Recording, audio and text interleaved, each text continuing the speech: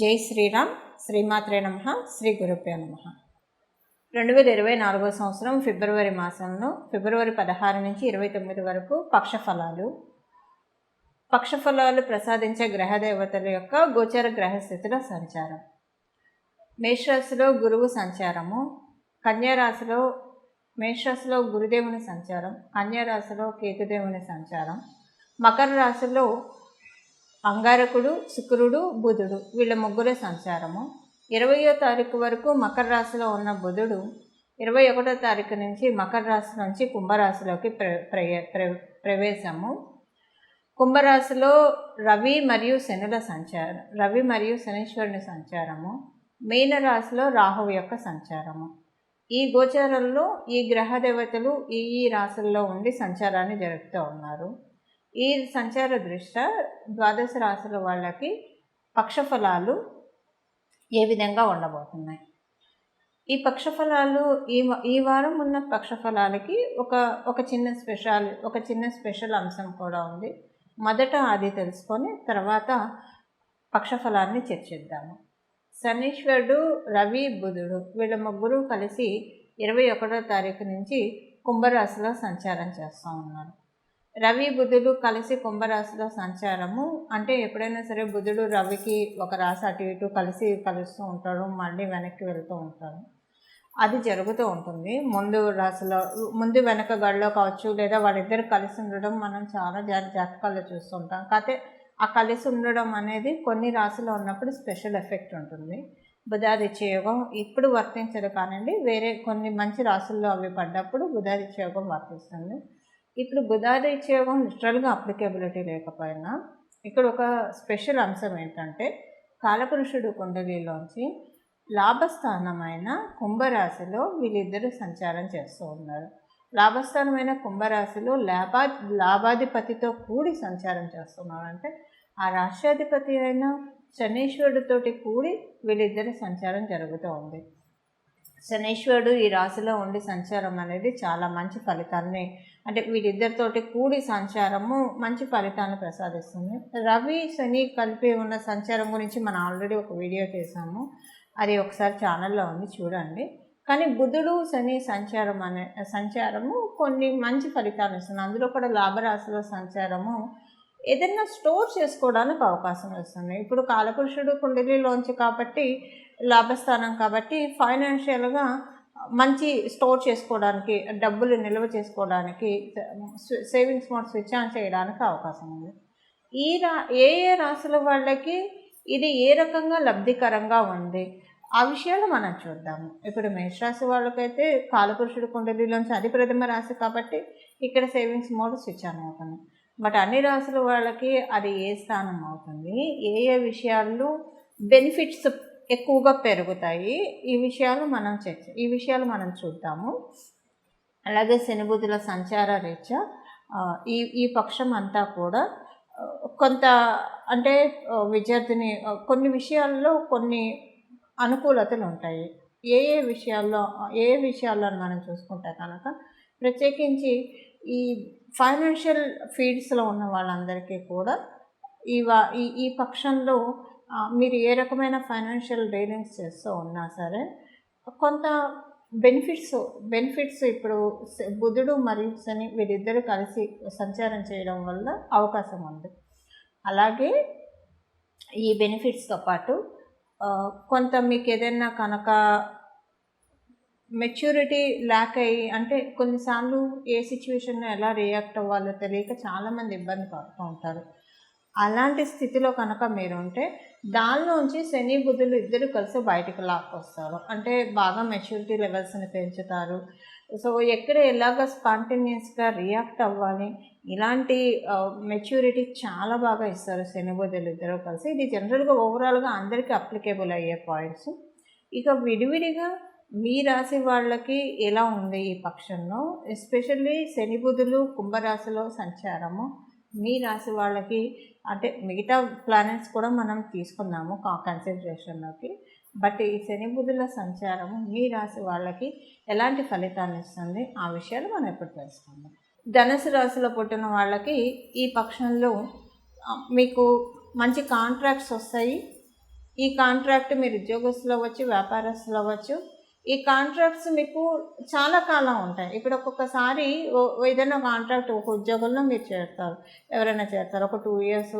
ఆ తర్వాత దాన్ని మళ్ళీ రెన్యూ లేకుండా వేరే చోటుకి వెళ్ళిపోతారు. అలా కాకుండా ఇప్పుడు ఈ పక్షంలో మీకు వచ్చే ఉద్యోగం కావచ్చు, లేదా మీకు వచ్చే ఉన్న ఉద్యోగంలో వచ్చే ప్రమోషన్ కావచ్చు, అది స్థిరం అవుతుంది, చాలా కాలం ఉంటుంది. అట్లీస్ట్ ఒక 7-8 ఇయర్స్ వరకు, లేదా 5 ఇయర్స్ మినిమం అన్నా ఉంటుంది.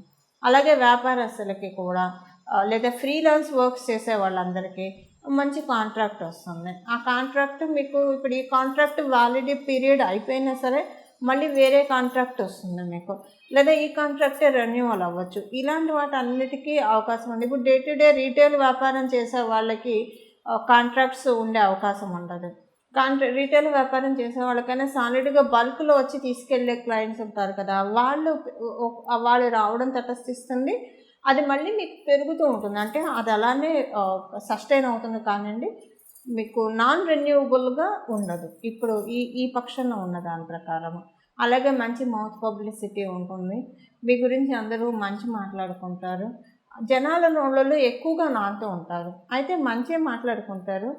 ఇన్ కేస్ మీ జన్మజాతకం సపోర్టింగ్గా లేకపోతే దీనికి రివర్స్గా కూడా మాట్లాడుకుంటారు. మీరు ఎంత మంచి చేసినా సరే చెడుగా మాట్లాడుకునే అవకాశం కూడా ఉంది. బట్ అది ఏదైనా తాత్కాలికం ఇక్కడ, ఎందుకంటే అది లాంగ్ లాస్ట్ అవ్వదు.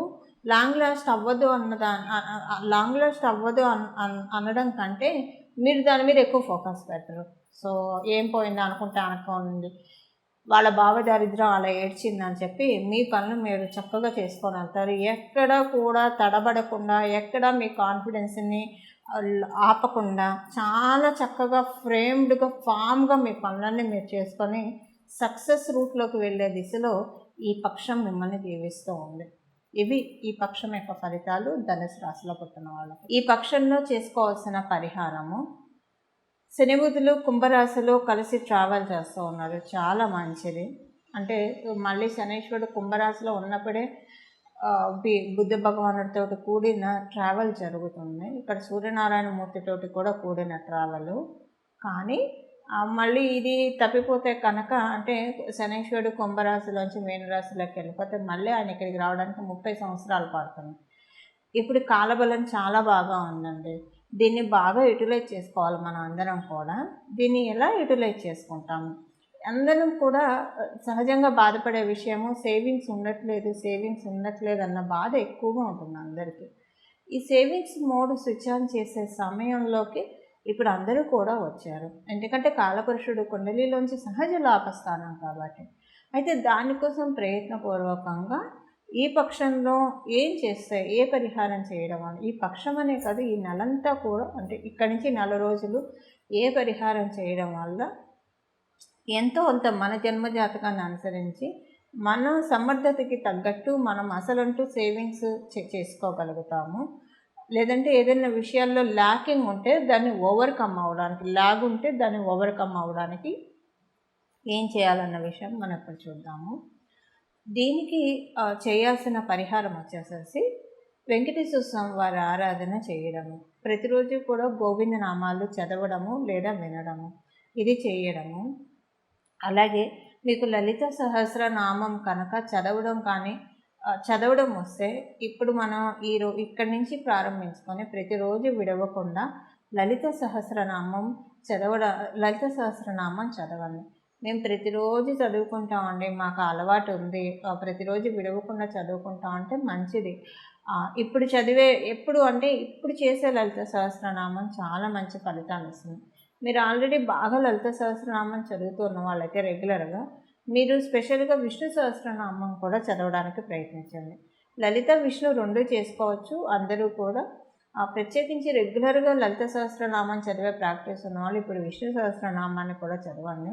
కొంతమంది ప్రతిరోజు కూడా విష్ణు సహస్రనామం చదవడం ప్రాక్టీస్గా ఉంటారు, వాళ్ళు ఇప్పుడు విష్ణు సహస్రంతో పాటు లలిత సహస్రం కూడా చదవండి. అలాగే కొంతమంది 2 చదువుతూ ఉంటారు, 2 చదివే వాళ్ళైతే చాలా మంచిదండి.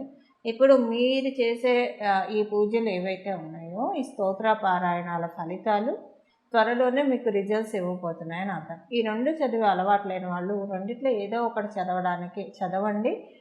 ఇదర్ లలిత అన్న చదవండి లేదా విష్ణు అన్న చదవండి. రెండిట్లో మీకు ఏది వీలుంటే అది చదవండి. లేదు చదవడం మాకు చేత కాదు అని అనుకున్నప్పుడు కనీసం దృష్టి పెట్టి వినడానికి ప్రయత్నించండి. మొత్తం లలిత సహస్రనామం అంటే మొత్తం మీ అటెన్షన్ అంతా ఆ ఆడియో మీదే ఉండాలి, కానీ వేరే చోట ఉండకుండా చూసుకోండి. ఒకవేళ మీరు విష్ణు సహస్రనామం వింటూ ఉంటే మీ అటెన్షన్ అంతా ఆ ఆడియో మీదే ఉండాలి, కానీ వేరే చోట వెళ్ళకుండా చూసుకోండి. ఈ పరిహారం చేసుకోండి. కాలపురుషుడే కుండలి అనుసరించి కొన్ని యోగాలు ఉన్నాయి, ఆ యోగాన్ని ఒడిసి పట్టుకోవడానికి ప్రయత్నించండి. మంగళం. నమో భగవతే వాసుదేవాయ.